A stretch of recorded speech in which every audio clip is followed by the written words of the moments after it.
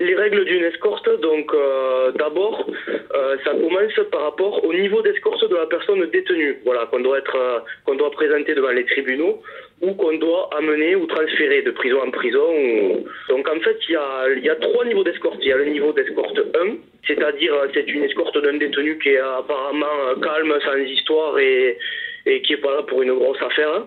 Voilà. Donc ce niveau d'escorte peut être effectué à deux agents. Voilà, un conducteur, une escorte seule à l'arrière avec le détenu. Voilà, ce qui est déjà plutôt dangereux. Ensuite, il y a les escortes numéro 2, donc ça commence à être des profils un peu plus sérieux et un peu plus dangereux. Donc ces escortes-là, elles se font à trois agents.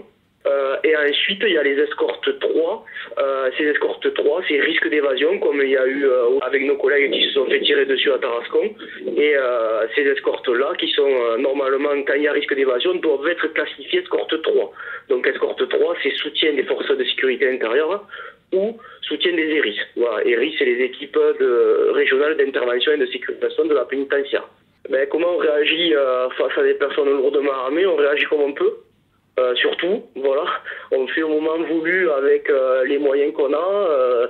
On essaie de respecter ce qu'on nous a inculqué, c'est-à-dire de ne pas donner le détenu, de résister, d'essayer voilà, parce que notre mission première est bien sûr la garde du détenu, voilà, pour éviter tout risque d'évasion. Mais après, quand on est face à un arsenal pareil, ça devient compliqué. Voilà, ça devient compliqué quand on sait que nous sommes équipés de 9 mm. Face à ce type d'armes, voilà, de toute façon, on ne peut pas faire le poids. On n'est pas armé en conséquence, on n'est pas équipé de taser, par exemple. On a juste vraiment notre arme de poing et c'est vraiment... on est équipé au minimum, voilà. On n'a pas de formation pour avoir des armes plus puissantes, type HK ou autre. Et donc du coup, non, on est largement pas, on n'a pas les moyens de riposter face à ce genre d'attaque.